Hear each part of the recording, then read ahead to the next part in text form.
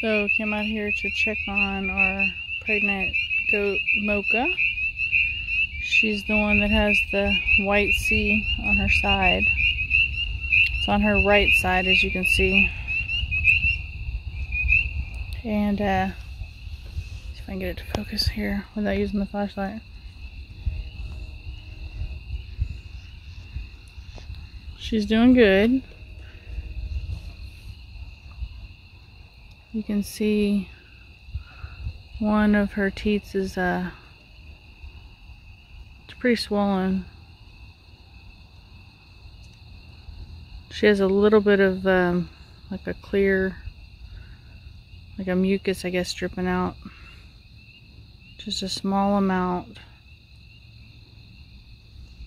She's with the rest of them though. She's not acting weird or anything. There's Clyde. We think that's the daddy. He's the only one that we have that's full grown. Guess he's going to get a drink out of the pond.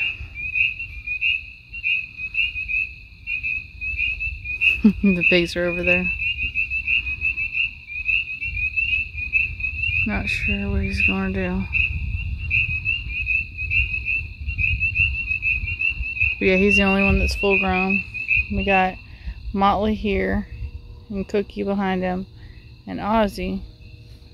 But none of them are completely full grown. You can see a little bit that it's starting to drip out a little bit. You can see how big she is.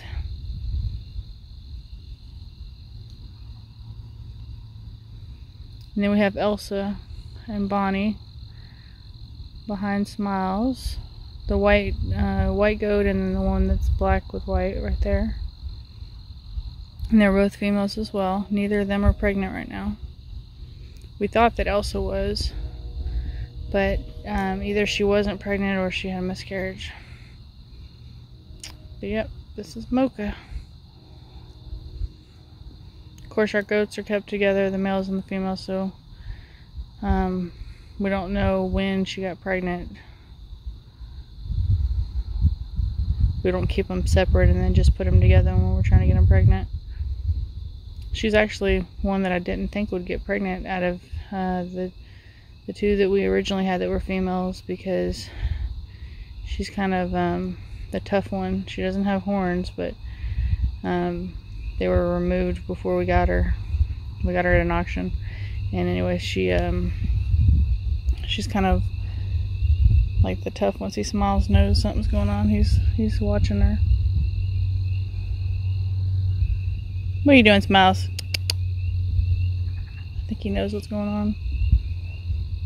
There's Bonnie, Elsa. See, that's our three girls.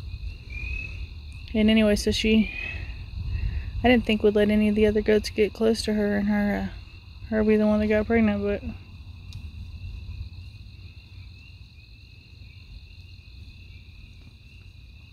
and there's our two younger males.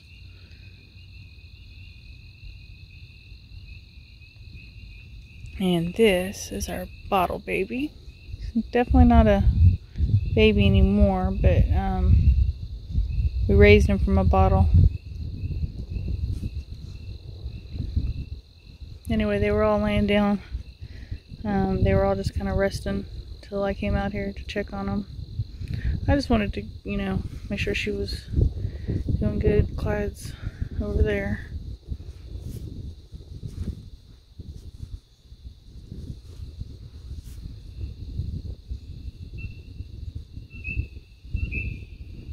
Just wanted to make sure she wasn't going into active labor. Ideally, tomorrow, now that we're home for the next however many days, we would like to move her into a different yard with the chickens, so that she knows I'm talking about her, I think, so that she's not with the other ones and with the dog and the pigs, so we can keep a closer eye on her, so we won't have to worry about the pond. with the little baby goat, so we can make sure that we don't have to intervene.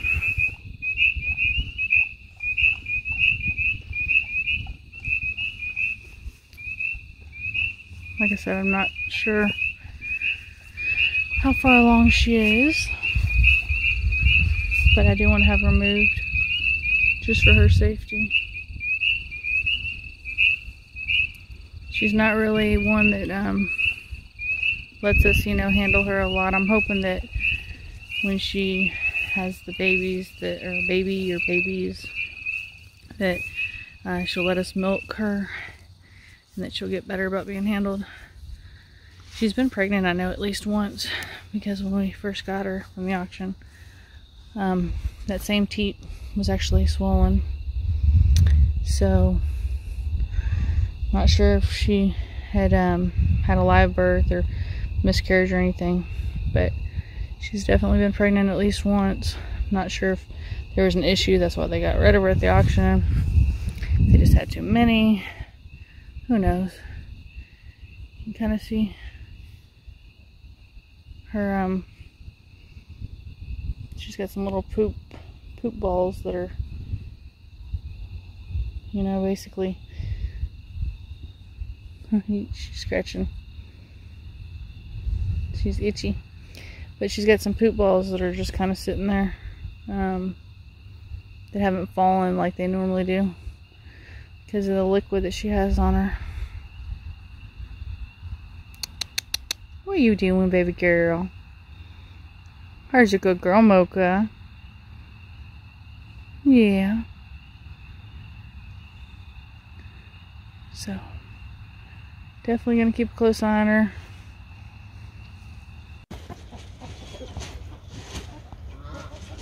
There's our Mocha girl. She's all settled, comfy, cozy. It's raining right now, so you can see the raindrops. We went and picked up 4 bales of hay, and we opened up a whole bale right here for her. And she's laying there all snug and cozy. First she ate. She had to eat some of the hay. And then she climbed in, and she was laying down, but I guess she's going to get herself arranged better now. Or she's going to stop and eat some more. So this is just a few pallets that we have attached with, basically we put T-posts inside of them and into the ground. That way the pallets stay up. And then we have a piece of plywood on the top as a roof. And then on top of that we actually put some tarps just to protect the plywood. And then on the back and around the right side and part of the front we have tarps as well. And it is ripped a little bit at the far left. We did put some rocks just to kind of hold the tarp down. Not sure what she's doing. You can see she's huge. She's trying to arrange it, I guess. But we had some rocks right there kind of to hold the tarp right there. Because for that section there's not like, we don't have pallets right there on that side. And the chickens and the ducks and the geese like it. It's kind of like from the wind and the rain and everything, it's kind of ripped. The dry rotted part of it right there. So it does have an opening where wind gets through. But we are in Texas. You can kind of see the cold weather through the camera a little bit. You can see, because it's actually cold tonight. We typically don't have a lot of cold weather here, but we had a little cold front that came through. And this is the area she was at until today, actually, and that's why our livestock dog Smiles is very upset, because was staying really close to her, but it was kind of stressing her out because she would try and move away from him, and he basically just was following her around, and it just kind of was bugging her because she couldn't have any space. he was trying to be good, you know, trying to take care of her, but look at that. You see that? That's from the cold weather. Anyway, so he was trying to take care of her, but it was stressing her out. So they're all kind of a little confused because we moved her, and they love each other, so they you know, wanted to be together. There's the daddy right here on the left. That's Clyde and Bonnie. And there's Elsa, the one that we thought was pregnant. And there's Ozzy. There's Cookie. And there's Motley. You can see he's kind of calmed down for now. He forgot for the moment. But look at that. You see that air? That's the drop in the temperature that we have here. It's quite cold. I'm about to go in because my fingers are starting to get really cold out here. So this is like February the 3rd, 2022. No clue how far along Mocha is. Not sure if she's going to go into labor any day or if she still has plenty of time, because we keep our goats together, male and female, for now. Not saying we always will, but that's just our setup now. We're pretty sure that the dad's Clyde because he's the only full-grown one. The other 3 males are not big enough, I don't think, but I mean, they could have done their job. Anyway, so, but they're also smaller. Mocha's a little bit bigger. She's around the size of Bonnie and Clyde, and the other 3 are smaller breeds, so I don't think that they could have done it. But anyway, so you see the pigs get along really well. This is our bottle baby, and this is one of the pigs. They get along really good. They're not wild or anything. So this is the back of the structure that I was telling you about. And it's definitely blocking all the wind, and it's going to keep her dry. I was going to add another tarp to this side, and I may still do that. I didn't want to cut a tarp and have it start fraying, so that's why I haven't done it. Was going to add a tarp on the end part, and instead I could put a couple of feed bags right there and just attach them by zip ties or staple them on there, and I may do that. But it's Texas, so it's typically really hot here, so I don't have it closed off. That way they can get airflow in there. And part of this hay is going to get wet a little bit, and she's going to kind of get a little bit muddy and then trek it back in. But the idea here is that if she does go into labor, she's not on the wet, muddy ground. They used to be grass, it's now just dirt and mud. That she has a nice clean place, and it only cost, I think it was like somewhere between $11 and $13 a bale. I'm not sure. My husband went in and paid. We got 4 of them. We still have 3 more in the van, and we can use these as needed for supplementing for the other goats. But the area that they're at, that's basically an acre, has plenty of grass, so it's not necessary where we live for them to eat hay. Some places where you live, you know, you're having to give your animals hay a good portion of the year, but we're pretty lucky that we don't. We mostly got this for her, and we got the extra hay just to have just on hand, depending on, especially if she doesn't go into labor anytime soon, so that we can, you know, use our, sorry he's so loud. Anyway, so we can use our pitchfork and, you know, spread this out and then put some new hay down if we need to. So we've also started to get supplies ready for her. We got a nasal aspirator. We got some of those disposable, like the umbilical cord clamps. We bought like 40 or 50, something like that. I don't remember how many came in it. And it also came with the little plastic, not tweezers, but like basically clamps that you can use while you're, you know, to hold the umbilical cord while you're going to clamp it.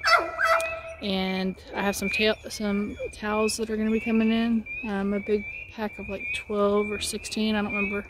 Just some white, like almost like hospital grade, you know, good quality, big towels, so that We can use them to dry the baby or babies off, and use for, you know, other animals that we may need on the farm, pigs later on or something like that. It's super cold out here. Anyway, she settled for the night. I hand fed her some sweet feed earlier. I don't feed that to my other goats, but the boys accidentally, well, they didn't accidentally, they bought a bag because there wasn't any other goat feed a while back, so they got a bag of that, and I had them not open it, and then the next day they went and got some other goat feed, and we saved it just for her, so they haven't opened it until this point. I did give her some of it today, and then a few minutes ago I gave her just some regular goat feed. I'm gonna make sure in her feed tomorrow to make sure that she has some goat minerals, and then I'm gonna make a decision on whether I want to worm her before or after I've heard both. So I'm still kind of on the fence on what my preference is for that. But basically we're ready for when she goes into labor, and she's content. She doesn't have grass in this yard, that's one bad thing, but she has plenty of hay. And it's actually better that I'm hand feeding her, because she's not been as close to us as, say, our bottle baby. Just because we got her from an auction, she was kind of skittish at first. But I think with us hand feeding her and us having her separated from the other goats and pigs, and, you know, from Smiles, that's going to help her to, you know, not go into labor too early if she's not ready. It was kind of fun getting her over there because we didn't want to pick her up, obviously, so that we would, you know, squish the babies or hurt them or strain, you know, cause any problems. So we had to kind of just walk her from here all the way over here, and then the gates way here at the end. So that was kind of fun. But me and Alec did that earlier today, got her settled without any problems, and she understood. I think once we got her over there, she seemed happy that to kind of be away from, especially Smiles. He's been kind of barking nonstop today because he's upset, because that's his job. He's a goat dog. I mean, you can't really blame him, but anyway, so I'm gonna get off of here. Just wanted to give everybody a quick update of what's going on the farm.